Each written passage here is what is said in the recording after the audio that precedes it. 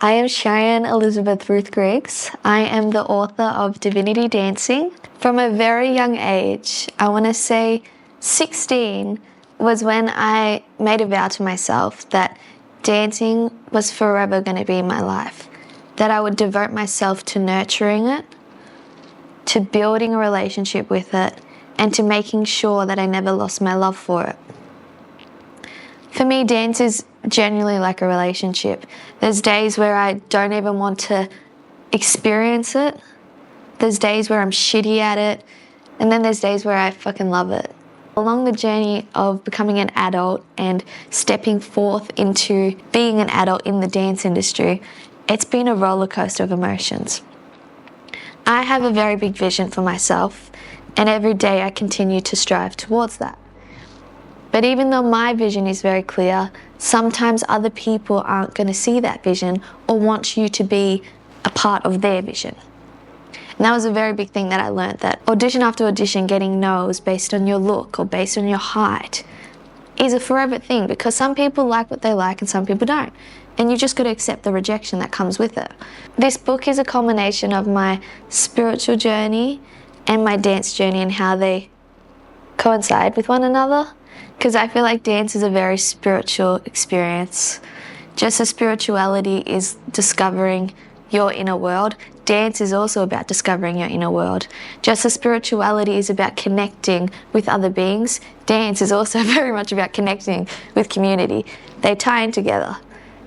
Think back in the day, dancing was created to share love, joy. You're dancing around fire pits, you're dancing to celebrate. There was no restrictions, it was just so freeing. And that's where I feel with dance. It's just freeing. It makes me feel good, it makes me feel loved, it makes me want to express love. If you know me, you know I love dance. It gets me emotional thinking about it. But every decision I make, every action is tunnel visioned towards my dream. Poetry has been another outlet for me to connect deeper with self and to allow the thoughts and frustrations of why aren't I getting the dream jobs that I want? Why aren't I receiving a yes after being in audition and getting no and no and no? So it's just to funnel out those emotions, remind me that I'm on a journey, and to keep that vision clear and focused. I am a dreamer. And I know there's a lot of people that are dreamers. We're dreamers who take action. Now let me talk about the cover. You'll see there's a beautiful dancer who's free and just living. And I've got to give big props to Sam for helping me out with this one, for creating this beautiful illustration of this dancer. She's an amazing person, amazing soul. And again, how we connected was a divinely orchestrated experience. She was my boss at All Heart Cafe, her and her husband, David. They own All Heart Cafe, a beautiful space. Being around those types of people and experience the love and just the kindness that the two of them hold in their hearts, it's beautiful to be around. You think, oh, why are you working at a cafe when you want to be a dancer? But little did you know, working there, creating these beautiful friendships, these beautiful experiences, then circled around to my boss creating the illustration for my poetry book. You can't make it up. Like, that's divinity. That's that guidance of you just trust your own path. You trust your journey and you experience these beautiful experiences and meet these beautiful people, and they'll be lifelong friends. Lifelong friends.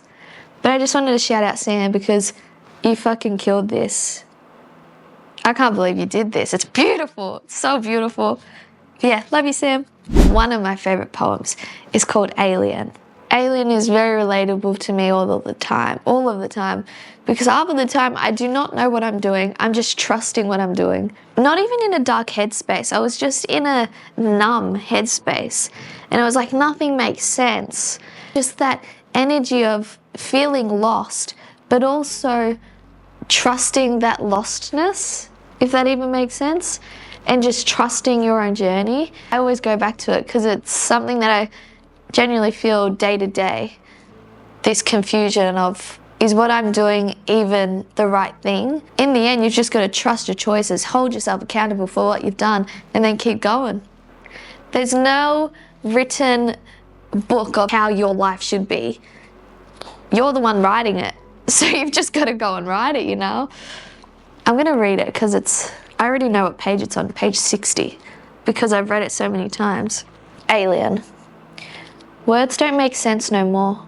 This world doesn't make sense. I don't make sense. Monday? Makes sense. Is birth just a name for death? Is life just an escape from death? Life and death have no meaning. Closed eyes, dark, a space that runs limitless.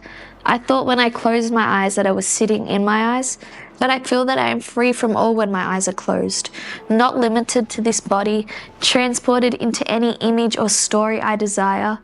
Freedom isn't the right word. No words can explain it. A loner in a world full of sheep. Am I crazy or have I always been crazy? Do I fit in or does the world not fit into me anymore? Am I beyond this world or is that just an egotistical remark?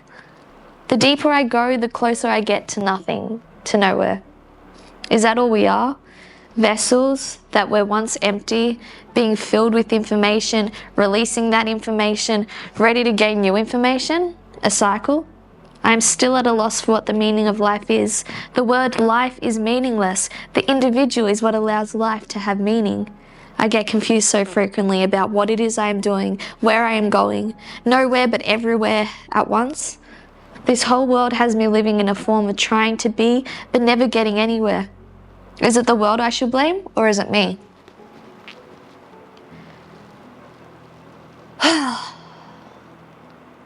It gets me. Because you can't be blaming the world. You have to hold yourself accountable. Like if I yelled at the world for taking my Nana Bingo away from me, yes, I can yell and yell and yell, but she's never going to come back. So I have to go and find a different way to deal with that and to handle that. Leaning on the world for help, actually. Leaning on the world for support. Leaning on the world for some love. So this poetry book has been in the works for roughly 2 years. So I started putting the manuscript together in 2023, pulling bits and pieces from my journals, but some of the written works in this are from 2022 also. I remember there was one, where is it? Energetically Hardwired. You know what's great about this one? I have a contents page. So Energetically Hardwired was a poem I had written on my notes, because most of the time, if I don't have my journal on me, then I'm writing in my notes, because when a thought comes up, I just write it out. So I was sitting in London train station. It was near the London Bridge, so it could have been the London Bridge train station, but I don't actually know what it was called. It just looked like an airport. Their bloody train stations over there are massive. Anyway, so I was sitting on this bench and I was very sad, quite sad. I had just flown over to London literally for 3 days just for an audition. And for me, I'm a hungry dancer. So when I receive opportunities like this, I grab onto them. I'm not going to let them go. I'm going to take my chance. So I had submitted my online audition and they're like, yeah, great. Can you come over for the second round? And I was like, yeah, I'm coming. I'm making it work. I pulled some strings. Within a week, I was over there. Did the audition, unfortunately didn't get the contract. It's like a knife to your heart. Every time you get rejected from the thing that you love and you want to be doing, it's hard. So I went on a walk and then I ended up at London Bridge train station. And I was just sitting there. I was there for a good 2 hours, just observing everything around me, just trying to understand why I didn't get the job, basically. But it was so interesting because I had this experience where everyone around me was kind of repeating the same cycles or the same gestures. Like I remember I was sitting here facing this way. The windows are all here, but there's always people walking around. Heaps of people sitting over there. There was someone playing the guitar over here. And then it was like half an hour later, all those people had gone and there was a new cycle of people, but they were sitting in the exact positions, doing the exact things, but just not the same people. And then I noticed that there was this same pattern of crossover where like every 10 minutes, there was 2 people that walked here. One of them had dropped their phone, picked it up and kept going. Over those 2 hours, that cycle just kept happening. And I was sitting there like, what the fuck am I? Where the fuck am I right now? Because I feel like I'm going insane. So when that was all happening, I picked out my phone and just started writing what I was observing and just experiencing. I didn't know what was going on really. And then the crazy thing was 2 people down, this guy had his phone with his headphones in, but he hadn't plugged in the cord, so it was loudspeaker. It wasn't in his headphones. But the song that was playing was New Day, which connects back to an experience I had at AMDA when we had a performance, and it was Jared Jenkins' dance called New Day. And I remember that dance. I loved that dance because the whole thing was about, it's a new day. Keep carrying on, basically. That's what the song was. And hearing that with what just had happened, it reminded me like, this is only a no. You keep going. This isn't the final run. You're not dead yet. Keep going. And that's just another example of the guidance that happens. Stuff like that realigns me of where I should be going. It realigns me to keep going, to keep following your journey, because your journey is one of a kind, just as yours is one of a kind. And you got to keep trusting it and keep making it. So this is what it was. Energetically hardwired. Is the space we are in energetically hardwired to reproduce the same sequences? I am sitting at a train station in London. I can see a rhythmic pattern occurring every so minute. Not the same people, but the same spaces are being filled and the same actions are occurring. It makes me wonder if the universe is energetically setting the patterns that we receive and produce. There's a reason I'm sitting at this bench in London at this very moment, an energetic signature. Intuition could be the very key to Mother Gaia. When I sink deeper and deeper, I can hear the divine talking to me. The soul and everything works together. You are exactly where you are meant to be. Divinity Dancing has been like my processing of my dance journey. Writing it out on pen and paper, to process the emotions of the rejection, the successes, the joys, the angers. Divinity Dancing will be available on Amazon worldwide to purchase on March 11th. So keep that in your diaries, keep that in your calendars if you want to purchase.